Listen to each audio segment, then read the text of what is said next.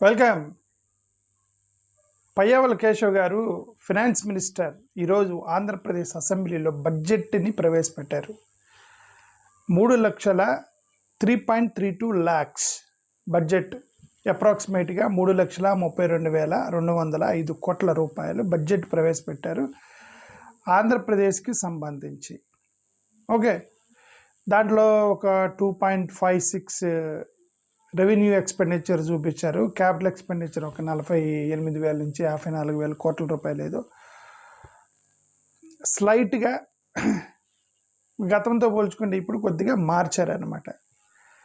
సరే, ఏదేమైనా నేను అనేది ఏంటంటే పయ్యావుల కేశవ్ గారు బడ్జెట్లో ఉన్నటువంటి కొన్ని అసంతృప్తిని వ్యక్తపరచడానికి కొన్ని పాయింట్లు చెప్తున్నాను నేను. అదేంటంటే బడ్జెట్ రెవెన్యూ డెఫిసిట్ వాళ్ళే చెప్పారు, 22,000 కోట్ల రూపాయలు రెవెన్యూ డెఫిసిట్ ఎస్టిమేట్ చేస్తున్నాం అన్నారు. ఎంత? 22,000 కోట్ల రూపాయలు రెవెన్యూ డెఫిసిట్ అని వాళ్ళే చెప్పారు. ఫిస్కల్ డెఫిసిట్ 76,000 కోట్ల రూపాయలు, అంటే 3.84% జిఎస్డిపిని వాళ్ళే ప్రొజెక్ట్ చేస్తున్నారు బడ్జెట్లో. అంటే ఇప్పుడు ప్రైవేట్ కంపెనీలు మొత్తం, అంటే ప్రభుత్వ కంపెనీలు మొత్తం కూడా నష్టం వచ్చింది అని చెప్పేసి, నష్టం వస్తుంది అని చెప్పేసి ప్రైవేటైజేషన్ చేశారు. స్టీల్ ప్లాంట్ని ప్రైవేటైజేషన్ చేస్తున్నారు. స్టీల్ ప్లాంట్ని ఎందుకు ప్రైవేటైజేషన్ చేస్తున్నారంటే నష్టాలు వస్తుంది, వాళ్ళకి నడపడం చేత కావట్లేదు, అందుకని మేము అమ్మేస్తున్నాము అదానికి అంబానీలకు అన్నారు. మరి ఇప్పుడు మీరు చెప్పేది ఇదంతా డెఫిసిట్ అంటే రెవెన్యూ డెఫిసిట్ 22,000 కోట్ల రూపాయల నష్టం, 76,000 కోట్ల రూపాయల జిఎస్డిపి ఫిస్కల్ డెఫిసిట్ నష్టం వస్తుందంటే ఇప్పుడు మిమ్మల్ని కూడా ప్రైవేటైజేషన్ చేసేయాలి కదా. నష్టం వచ్చిన ప్రైవేట్ కంపెనీలు నష్టాలు ప్రైవేటులకు అమ్మేస్తున్నారు కదా మీరు. ప్రభుత్వ కంపెనీలు నష్టం వస్తుందని ప్రైవేటులకు అమ్మేస్తున్నారు. ఈ ఎమ్మెల్యేలు ఎంపీలు కూడా అమ్మేయాలి ఇప్పుడు ప్రైవేట్ వాళ్ళకి. మరి ఇంతంత నష్టం తీసుకొస్తుంటే ప్రభుత్వానికి, మరి ప్రభుత్వాన్ని కూడా ప్రైవేటైజేషన్ చేయాలి కదా మనం. సరే, అది ఆ రోజుల దగ్గరలో ఏమి లేవు, చాలా దగ్గరలో ఉన్నాయి. ప్రభుత్వం కూడా ప్రైవేటైజేషన్ చేసే రోజుల దగ్గరలో ఉన్నాయి. ఎమ్మెల్యేలు ఎంపీలు వీళ్ళని కూడా ప్రైవేటైజ్ అయిపోతారు త్వరలో. ఇంకెందుకు ప్రధానమంత్రిని కూడా ప్రైవేటైజేషన్ చేయొచ్చేమో త్వరలో వచ్చే రోజులు, ఒక 100-150 సంవత్సరాల తర్వాత. ఇంకెందుకులంటే ప్రధానమంత్రి వీళ్ళందరూ ఎందుకని, ఎవరో ఒక కంపెనీ అధిపతి దేశం మొత్తాన్ని పరిపాలిస్తారు. ఈస్ట్ ఇండియా కంపెనీ వాడు ఆ రోజు ఈస్ట్ ఇండియా కంపెనీ అని బ్రిటిష్ వాళ్ళ కంపెనీ పెట్టి దేశం మొత్తం తన గ్రిప్లో ఎట్టబెట్టుకొని ఒక కంపెనీ వాళ్ళు దోచారు. ఆ రోజులు మనకు దగ్గరలో, చాలా దగ్గరలో ఉన్నాయి. ఎందుకంటే 4-5 కంపెనీలే దేశం మొత్తం సంపదను గ్రిప్లో పెట్టుకుంటున్నారంటే ఏంటి అర్థం? ఆ 4-5 కంపెనీల్లో మొత్తం మెర్జ్ అయిపోయి ఏదో ఒక రోజు ఆ 5 కంపెనీలు దేశం మొత్తం కొనేస్తాయి అవి. అది ఇంక ఈస్ట్ ఇండియా కంపెనీ లాగా ఏదో ఒక అదానీ కంపెనీ, అంబానీ కంపెనీ మన దేశాన్ని నడుపుతారు. ఆ రోజులు వచ్చిద్దేమోనని చూద్దాం. ఓకే, ఎందుకంటే ఇలా రాష్ట్రాలు మొత్తం అప్పులు పోతున్నాయి అని చెప్పేసి ప్రైవేటైజేషన్ చేస్తున్నారు కదా. నా ఉద్దేశం అది. అంటే నా ఉద్దేశం ఏంటంటే గవర్నమెంట్లు ఈ రెవెన్యూ డెఫిసిట్ని తగ్గించడానికి ఏం చేస్తున్నారు? ప్రతి బడ్జెట్లో పెడుతున్నారు, ఇదిగో రెవెన్యూ డెఫిసిట్ ఇంత వస్తుందని. ప్రతి బడ్జెట్లో పెడుతున్నారు, ఫిస్కల్ డెఫిసిట్ వస్తుందని. దాన్ని తగ్గించడానికి తీసుకునేటువంటి ఇన్కమ్ను పెంచడానికి, ఇప్పుడు ఇన్కమ్ పెంచితే కదా డెఫిసిట్ తగ్గేది, ఇన్కమ్ పెంచడానికి ఏం చేస్తున్నారు అనేది ఎవ్వరూ చెప్పట్లేదు. ఏ బడ్జెట్లో కూడా చెప్పట్లేదు. మన కేంద్ర ప్రభుత్వంలో కూడా అదే చేశారు. ఓకే, సరే, అమరావతికి 6,000 కోట్ల రూపాయలు అలాట్ చేశారు. పోయిన సంవత్సరం కూడా 6,000 కోట్ల రూపాయలు అమరావతికి అనౌన్స్ చేశారు. ఓకే, మున్సిపల్ కార్పొరేషన్ అడ్మినిస్ట్రేషన్కి 14,000 కోట్ల రూపాయలు. అంటే అమరావతి కూడా అవి ఏమంటారు, క్యాపిటల్ కడుతున్నారు కాబట్టి అదొక డెవలప్మెంట్ కిందకు వచ్చింది. అంటే ఏంటి, పట్టణాల కిందకు వచ్చింది. ఇది మున్సిపల్ అడ్మినిస్ట్రేషన్కి 14,000 కోట్లు, అంటే రెండు కలిపి 21,000 కోట్ల రూపాయలు. ఇదొక 14,500, అది 16,000 రూపాయలు ప్లస్ మొత్తం ఒక అప్రాక్సిమేట్గా 21,000 crores you are giving for urban development. Then what about rural development? How much you are given? What is the rural percentage? ఆంధ్రప్రదేశ్లో రూరల్ పర్సంటేజ్ ఎంత, అర్బన్ పర్సంటేజ్ ఎంత? రూరల్ జనాభా ఎంత ఉన్నారు, అర్బన్ జనాభా ఎంత ఉన్నారు? ఒక అర్బన్ డెవలప్మెంట్కి 21,000 కోట్ల రూపాయలు ఖర్చు పెడితే మీరు రూరల్ డెవలప్మెంట్కి ఎంత ఇచ్చారు అనేది ఒక పెద్ద, అంటే unequal distribution of allocation. I call it is unequal distribution of allocation. ఎందుకంటే యాక్చువల్గా ప్రతి బడ్జెట్లో కూడా ఎలా ఉండాలి, 70% రూరల్ గ్రామీణ ప్రాంతాల్లో ఉన్నారు, 25% అర్బన్లో ఉన్నారు ఆంధ్రప్రదేశ్లో. అంటే మీ 100 కోట్లలో 25 కోట్లు అర్బన్కి ఇచ్చి మిగతా 75 కోట్లు గ్రామీణకి పంచాలి కదా. అలా లేదు. ఇదేంది ప్రపోర్షనేట్గా లేదు. మొత్తం 21,000 కోట్ల రూపాయలు మీరు అర్బన్కి ఇస్తే దెన్ వాట్ అబౌట్ రూరల్ డెవలప్మెంటే అనేది నాకు డౌట్ వచ్చింది, మీకు చెప్తున్నా. ఓకే, మరోవరు సరే ఎడ్యుకేషన్కి 32,308 కోట్లు ఇచ్చారు. Women child welfare, BC minority component, agriculture మొత్తం కలిసి ఒక 13,500 కోట్లు ఇచ్చినట్టుగా చెబుతున్నారు. బట్ ఇవి సూపర్ 6కి మళ్ళించారన్నమాట ఇవన్నీ. మరి ఇవన్నీ మరి ఎస్సీ ఎస్టీ ఫండ్ని మళ్ళీ అదే సూపర్ 6కి మళ్ళీ ఇస్తున్నారు. కానీ ఎస్సీ ఎస్టీలకి లోన్లు ఇస్తాము, సూపర్ 6 సపరేట్ ఫండ్ కదా. ఎస్సీ ఎస్టీ సబ్ ఫండ్ని ఎస్సీ ఎస్టీలకి ఎక్స్క్లూజివ్ ఉండాలి కదా. ఆ ఎక్స్క్లూజివ్ లేని దాన్ని మీరు తీసుకెళ్ళి స్కీములకి సూపర్ 6లకి మళ్ళించుకొని మీరు ఆ ఎస్సీ ఎస్టీ ఫండ్ని వాడుతున్నారు. మరి ఇది గత ప్రభుత్వం చేసింది, మీరు చేస్తున్నారు, అందరూ చేస్తున్నారు. ఇదంతా అందరు కలిసి ఇప్పుడు నేనేమన్నంటే ఎస్సీ ఎస్టీని చీట్ చేస్తున్నారు. ఇలా ఎస్సీ ఎస్టీ ఫండ్ని జనరల్ ఫండ్కి మీరు మళ్ళించి ఎంతకాలం చీట్ చేస్తారు? మీరు రోజు మొత్తుకుంటాం, వద్దు అని మొత్తుకుంటా. ఏం మొత్తుకుంటారు? అక్కడ ఉన్నటువంటి 164 మంది ఎమ్మెల్యేలు ఎస్సీలు జనసేన, బీజేపీ, టీడీపీకి సంబంధించిన ఎస్సీలు ఉన్నారు కదా. వాళ్ళు ఏం చెప్పట్లేదు కదా, వద్దు సార్ మీరు జనరల్ ఫండ్కి మలచవద్దు, మీరు మాకు సపరేట్గా ఎస్సీ ఫండ్ని సపరేట్గా ఇవ్వండి అని అడగట్లేదు కదా వాళ్ళు. మనలాంటి వాళ్ళు అడిగితే వాళ్ళు ఏమంటారు? ఓకే, ఇంకొకటి యూనియన్ బడ్జెట్కి సంబంధించి గతంలో యూనియన్ బడ్జెట్లో ఆ బడ్జెట్ అయిపోయిన తర్వాత వాళ్ళు అడిగినటువంటి కొన్ని ప్రశ్నలు ప్రతిపక్షాలు అడిగింది ఏమిటి? అన్ఎంప్లాయ్మెంట్కి ఏం చేస్తున్నారు? ఇప్పుడు మిమ్మల్ని అదే అడుగుతున్నారు. అన్ఎంప్లాయ్మెంట్కి ఏం చేస్తున్నారు? ఇన్ఫ్లేషన్ ఎలా తగ్గిస్తారు? ధరలు ఎలా తగ్గిస్తారు? ఆంధ్రప్రదేశ్లో రోజు రోజుకి బియ్యం ధరలు ఇవన్నీ పెరిగిపోతా ఉన్నాయి. దాని మీ ప్లాన్ ఏంటి? మీ యొక్క ఇదేంటి? సిస్టమ్ ఏంటి? మీరు ఎలక్షన్ టైంలో మేము పెట్రోల్ తగ్గిస్తామన్నారు. జగన్మోహన్ రెడ్డి వచ్చిన తర్వాత పెట్రోల్ పెరిగిందన్నారు. పెట్రోల్ ఎవరో కేంద్ర ప్రభుత్వం ఉంటే జగన్ పెంచాడని చెప్పి ప్రచారం చేశారు. సో ఇప్పుడు మరి పెట్రోల్ తగ్గించడానికి మీరేం చేయాలి? ఇవన్నీ ఏమీ లేవు దీంట్లో. నాకేం పెద్దగా I'm not seen much on this. Okay, moreover 2025లో మీరు పెట్టిన బడ్జెట్ ఏదైతే ఉందో 2025 బడ్జెట్ అప్పుడు ప్రామిస్ చేసినవి మీరు ఫుల్ఫిల్ చేయకుండానే ఇప్పుడు మళ్ళీ రీప్రామిస్ చేస్తారు. అంటే కట్ అండ్ పేస్ట్ అనమాట. గత ఫైల్లో ఇదిగో 25వ తారీఖున ఇక్కడికి ఊటీకి వెళ్దాం అనుకుంటున్నాము కాబట్టి వెళ్ళలేదు, కాబట్టి మళ్ళీ ఫిబ్రవరి 25వ తారీఖున వెళ్దామని దాన్ని కట్ అండ్ పేస్ట్ చేయటం. అలాగా 2025 బడ్జెట్లో చాలా ప్రామిస్ చేశారు. అవన్నీ మీరు ఫుల్ఫిల్ చేయకుండా మళ్ళీ ఇలా కట్ అండ్ పేస్ట్ ఈ బడ్జెట్కి లాగారేమో నా అనుమానం.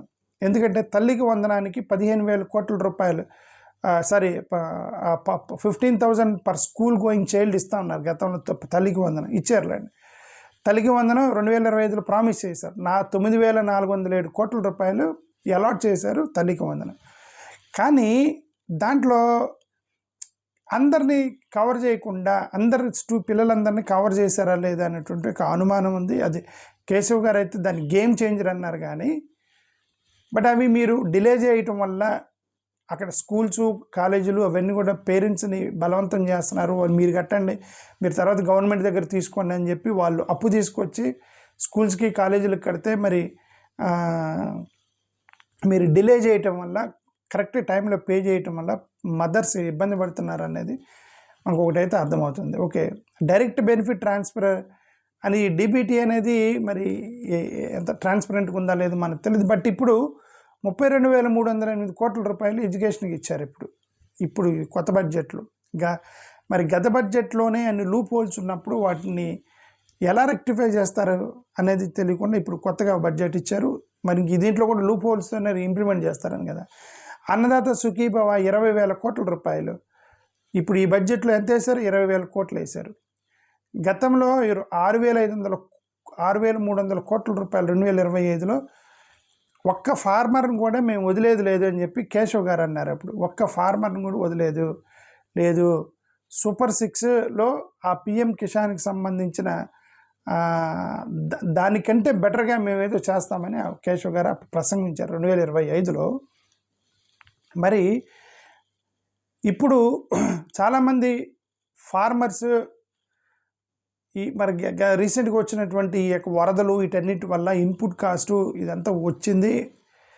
మరి ఫార్మర్స్కి మీరు గతంలో చెప్పిన విధంగా ఒక్క ఫార్మర్ని కూడా వదలకుండా మేము టేక్ కేర్ చేశారా లేదా అనేది ఇంక మీరే చెప్పాలి. అంటే నా దగ్గర పెద్ద డేటా లేదు, అందుకని నేను అట్లా లైట్గా టచ్ చేసి వదిలేస్తున్నాను. అంటే నిజంగా వాళ్ళు ఎంత ఇచ్చారు, ఎంతమంది ఇవ్వలేదు, ఇంకా పెండింగ్ ఎంత ఉన్నాయి, అదంతా కూడా లోపలికి వెళ్ళి స్టడీ చేయాలి. ఓకే, బట్ నేను నక్షాలు చెప్తాను. ఓకే, బట్ ఇప్పుడు 13,598 కోట్లు రైతులకి ఇచ్చారు. ఓకే, రైతు భరోసా కింద ఇప్పుడు ఎంత 13,598 కోట్లు రైతు భరోసా కింద కేసీఆర్ అనమాట ఇది. ఓకే, ఇంకా 3,000 కోట్లు 2025లో వాళ్ళ బడ్జెట్లో ఏం పెట్టారు, 1,228 కోట్లు బడ్జెట్ పెట్టారు. దేనికి? స్కిల్ డెవలప్మెంట్కి, యూత్ ఎంపవర్మెంట్ కింద నెలకు 3,000 రూపాయలు ఇస్తామన్నారు కదా. నెలకు 3,000 రూపాయలు ఇచ్చారా? ఇవ్వలేదు. నెలకు 3,000 ఇస్తున్నారా అన్ఎంప్లాయిడ్ యూత్కి? ఇవ్వలే. మళ్ళీ ఇప్పుడు మళ్ళీ ఎంత ఇచ్చారో మరి మరి దాన్ని యాజ్ ఇట్ ఈస్ తీసుకొట్టినట్టున్నారు. ఓకే, 1,500 రూపాయలు పర్ మంత్ 3 గ్యాస్ సిలిండర్లు మహిళలకు ఇస్తామన్నారు. 4,300 కోట్ల రూపాయలు 2025లో బడ్జెట్లు పెట్టారు. మరి ఇప్పుడు అవన్నీ ఫుల్ఫిల్ చేశారా? ఇప్పుడు దాన్ని యాజ్ ఇట్ ఈస్గా కంటిన్యూ చేస్తున్నట్టున్నారు దాన్ని. అమరావతి క్యాపిటల్కి సంబంధించి 2025లో 6,000 కోట్లు, ఇప్పుడు కూడా 6,000 కోట్ల రూపాయలు వేశారు. అంటే కట్ అండ్ పేస్ట్ కొట్టారు. అదే ఇదంతా కూడా ఏంటంటే ఇది కేశవ్ గారికి కరెక్ట్గా టైం దొరకగా మరి పాత బడ్జెట్ని కట్ అండ్ పేస్ట్ కొట్టారా, లేదు పొరపాటున ఫైల్ మారి పాత చదివారో తెలియదు. కానీ 6,000 కోట్ల రూపాయలు 2025, ఇప్పుడు కూడా 6,000 కోట్ల రూపాయలు ఫ్రెష్ లోన్ ఫర్ అమరావతికి అలాట్ చేశారు. ఓకే, అయినా మీరు కేంద్ర ప్రభుత్వం నుంచి తీసుకొచ్చి మేము ఇలా కడతా ఉన్నారు కదా, కేంద్ర ప్రభుత్వం నుంచి తీసుకొచ్చి మేము అమరావతి కడతా ఉన్నారు కదా. ఇప్పుడు సంవత్సరానికి 6,000 రూపాయలు మీరు అమరావతికి వేస్తే మీరు 1,00,000 కోట్ల రూపాయలు పెట్టి కడతా ఉన్నారు కదా. సంవత్సరానికి 6,000 అంటే 15 సంవత్సరాల్లో 1,00,000 కోట్లు ఇక్కడ సంవత్సరానికి 6,000 బడ్జెట్లో పెడుతున్నారు అమరావతికి. మీరు 15 సంవత్సరాల్లో 15 6,000 ఎంత 1,00,000 అవుతాయి కదా. ఓకే, 6,000 అంతే కదా, 1,00,000 కోట్లు అవుతాయి కదా. ఓకే, మరి 1,00,000 కోట్లు అయిన 15 సంవత్సరాల్లో 1,00,000 కోట్లు, సంవత్సరానికి 6,000 లెక్కన మీరు అమరావతి మీద రాష్ట్ర బడ్జెట్లోనే పెడితే, మరి కేంద్రం నుంచి మీరు తీసుకొచ్చి కడతాము 1,00,000 కోట్లు అన్నారు. అవి ఎక్కడి నుంచి పోతాయి? అవి అర్థమవుతుంది. వీళ్ళు అమరావతికి కేంద్రం సపోర్ట్ చేసిద్ది 1,00,000 కోట్లు, 50,000 కోట్ల రూపాయలు మేము వాళ్ళు హెల్ప్ చేస్తే కడతామన్నారు. సంవత్సరానికి 6,000 రూపాయలు రాష్ట్ర బడ్జెట్లో పెడుతున్నారు మీరు అమరావతికి. మరి 15 సంవత్సరాల్లో 1,00,000 కోట్లు ఇక్కడే అయిపోతే మరి కేంద్రం ఇచ్చేది అంటున్నా 1,00,000 కోట్లు రాష్ట్ర బడ్జెట్కే పెడితే అంటే అది ఒక పెద్ద డౌట్ ఉంది. అంటే కేంద్రం ఇచ్చేది అనేది ఒక పెద్ద ఫేక్ లాగా అనిపిస్తుంది. తెలీదు మరి ఇలా క్యాలిక్యులేషన్ ఏంటని తెలియదు. నాకు వచ్చిన డౌట్లు మాత్రమే చెబుతున్నాను. Okay,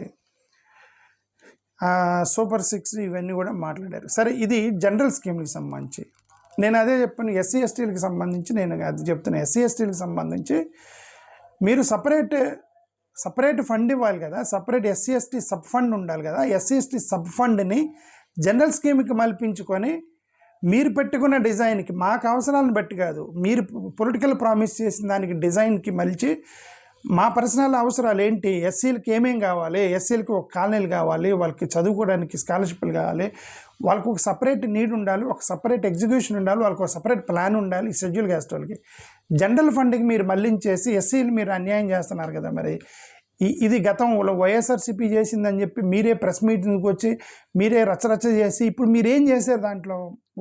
you are repeating the mistake.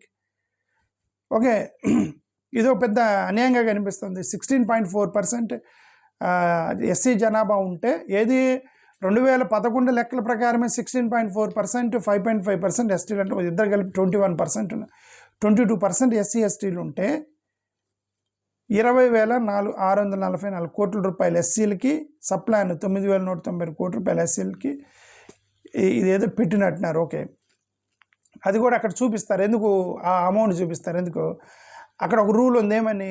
SC ఎస్టీలకి వాళ్ళ జనాభా ప్రాతిపదికన దానికి తగ్గకుండా ఇవ్వాలి, అలాట్ చేయాలని అలాట్ చేసేదనో ఇక జనరల్ ఫండ్కి మళ్ళిస్తున్నారు వీళ్ళు. అదేమంటే ఎస్సీలకే ఇస్తున్నాం కదా అంటున్నారు. మీరు ఫ్రీ బస్సులో ఆడవాళ్ళు కూడా వెళ్తారు కదా, ఎస్సీలు కూడా వెళ్తారు కదా. వాళ్ళకే ఇస్తున్నాం కదా అంటే అది ఎవరేమన్నారు అది దానికోసం కాదు కదా పెట్టింది. ఓకే, ఇది ఎలా ఉండిద్దంటే పిల్లలకి అరే సాయంత్రం మీ అందరికి తలా 100 రూపాయలు ఇస్తానని చెప్పి ప్రామిస్ చేసి పిల్లలు మా నాన్న 100 రూపాయలు ఇస్తానని సాయంత్రం అందరిని కూర్చోబెట్టి బిర్యానీ పెట్టాడు అనుకో, బిర్యానీ తిన్న 100 రూపాయలు అయ్యి నాన్న అంటే నీకు పెట్టాను కదా బిర్యానీ అదే 100 రూపాయలు అంటే అలా ఉంటుంది. ఎస్సీ సబ్ ఫండ్ అదే.